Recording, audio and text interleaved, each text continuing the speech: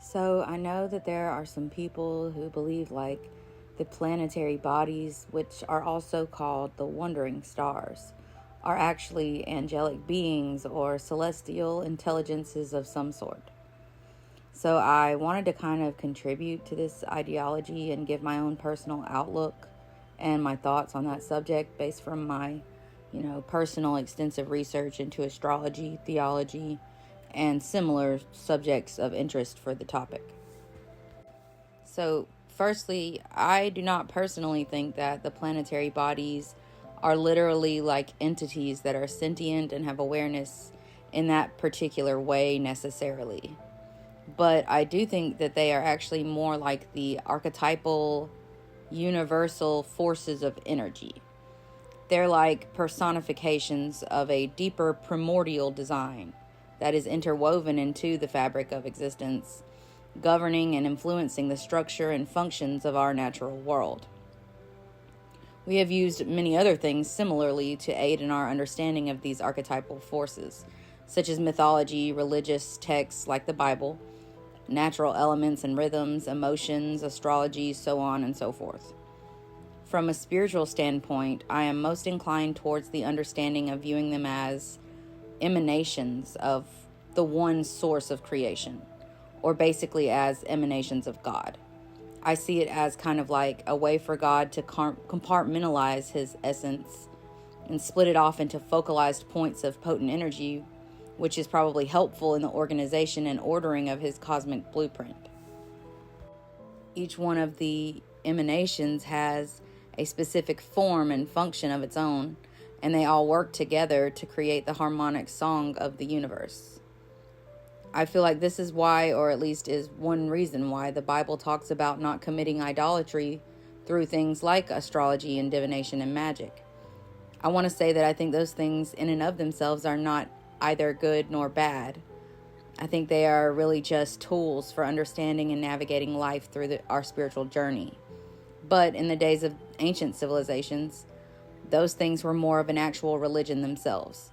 Babylonian priests were astrologers and interpreters of omens, and the overall religious foundations for the times were much less about using these things as spiritual tools and much more about worshiping them as if they were literal gods themselves, as well as using the knowledge of these things to be destructive, malicious, and oppressive in many cases. However, I won't go too in-depth on that subject or the subject of the scripture right now. I'll save that for a video of its own because there's a lot I could say on those subjects, honestly. But getting back to the wandering stars, I am going to break down each of the 7 classical planets, what their energetic forces entail, and their distinct realms of governance within our cosmic arrangement. I'm not going to list them in the typical order you probably would expect to see them in. Instead, I'm going to list them in order of the dominion and relevance, starting from the most abstract and impersonal to the most personal and impactful on a smaller scale. So with that being said, I'm starting with Jupiter. First, I will give a little bit of background information about Jupiter as a planet and as a mythological figure. So Jupiter is the largest planet. It's large enough to fit 1,000 Earths inside if it were hollow. And it has the most powerful magnetic field of all the planets in our solar system. It is a gas giant composed mostly of hydrogen and helium. It is marked by its banded atmosphere of swirling cloud layers, which are made of ammonia and are driven by strong winds.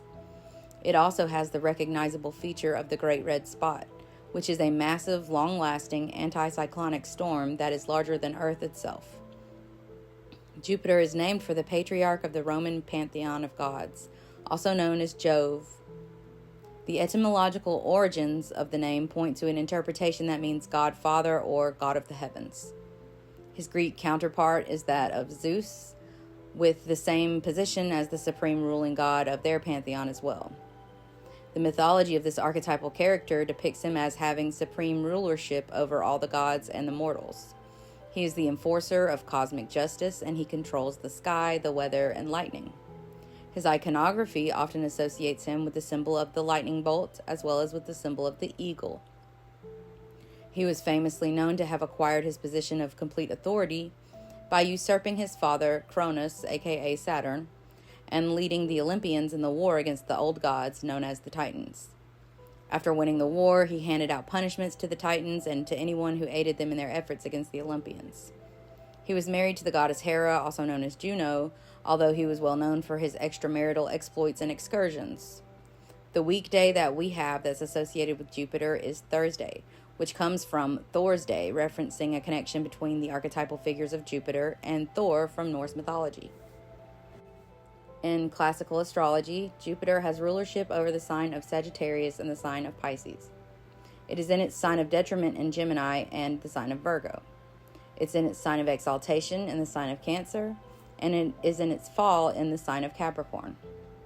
In astrology, Jupiter is known as the greater benefic. It represents luck, prosperity, opportunity, broadening horizons, open-mindedness, adventure, exploration, faith, wisdom, ethics, philosophy, purpose, and transcendence. As an energetic force of the cosmos, Jupiter is the primordial force of space. Its archetypal essence is one of growth, freedom, enlightenment, truth, grace, and higher law. Jupiter compels us toward a search for deeper meaning in the mundane world of everyday life. It encompasses the entirety of the height and breadth and the depth of all the heavens, and the infinite expanse of its reach. It enables us to attain spiritual illumination and liberation through inspiration and psychic guidance from within, to follow our intended path and find our direction that will align us with our higher purpose to reaching fulfillment and perfect divine transcendence through unity and grace. It is like the primordial force that creates dimension in our physical plane. The next planet of importance is going to be Saturn. Saturn is the second largest planet in the solar system and is also a gas giant. It's the least dense planet. It is most well known for its spectacular and complex ring system encircling the planet, which is visually impressive and quite stunning. It is made up of 7 main rings with spaces in between them, which cause for its captivating appearance. It also famously has a massive storm at its north pole, which is a geometric hexagonal shape. Saturn's namesake is the Roman god of the harvest and of agriculture. His Greek counterpart is Cronus, who was known to have ruled the pantheon during a time that was known as a golden age.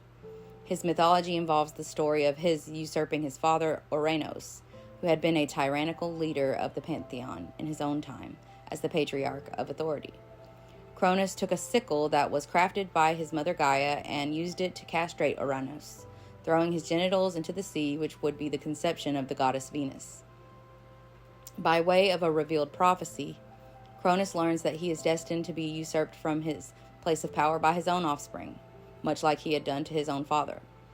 Fearing the inevitable, he devours his children upon their birth to avoid such a fate.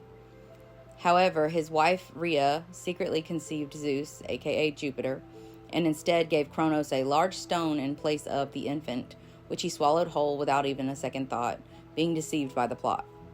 Zeus was raised up in a secret, remote island, and upon reaching adulthood, he confronted Cronus, forcing him to regurgitate his devoured children and the stone that was a fake infant Zeus. Following this purge, Zeus leads his siblings in the war against their father, the Olympians, versus the Titans, which were the old gods. Zeus and the Olympians are victorious in the war, and Cronus is stripped of power and locked in Tartarus. Additionally, through syncretism, this archetypal figure also absorbed the god Kronos, the personification of cyclical time.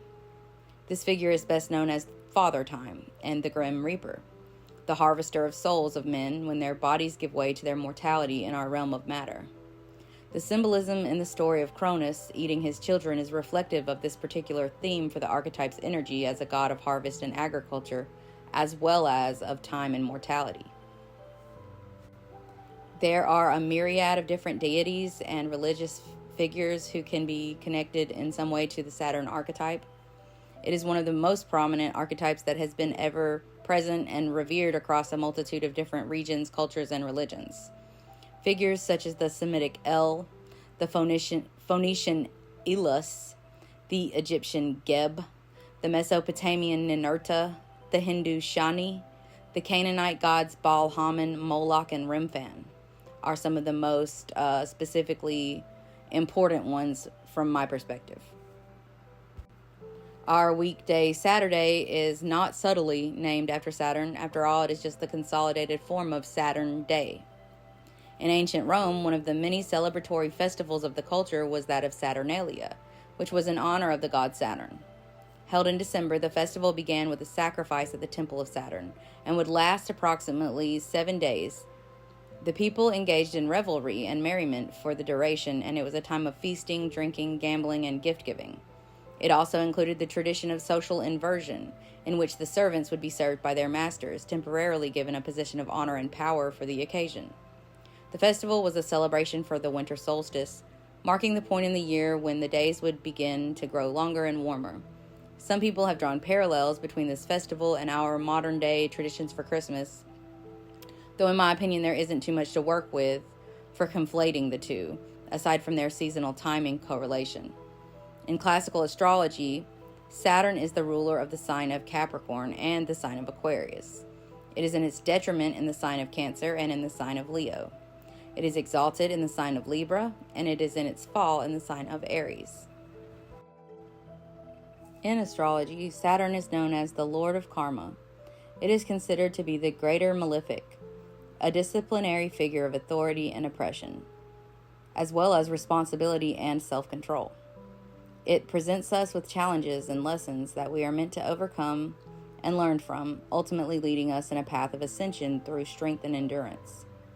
It is like a cosmic judge enforcing law and creating order within the architecture of our material realm. As an archetypal energetic force, Saturn is primordial time. It is the cube of matter and the matrix of time, the energetic principle that enables mortality as well as growth.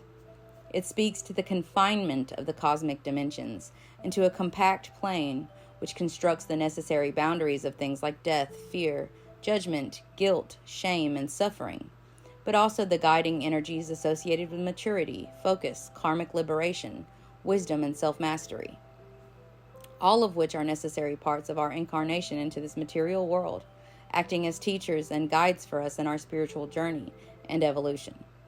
It is the cosmic container for our reality, a place for our alchemy of the soul to take place so that we can be transformed into the best and highest version of ourselves, both spiritually and practically.